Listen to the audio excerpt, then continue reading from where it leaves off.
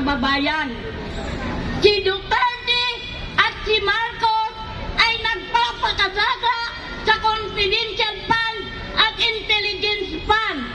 No, hingi ng budget saan ginagamit sa pagpatay at paglukot.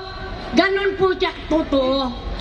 Tayong mga maralita ay sinasabihang mag-move on.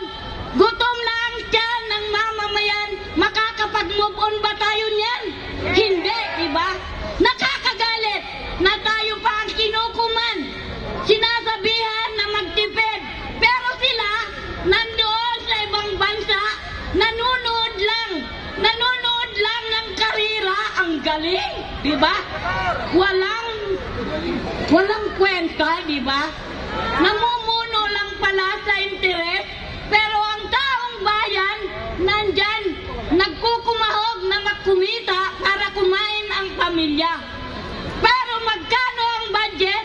Magkano ang sahod ng mga manggagawa? Magkano ang binibili nating kilo ng bigas? Bilihin po, sobra ang taas. Kahit sa komunidad, hindi ka na makabili ng 100 sa 2 kainan.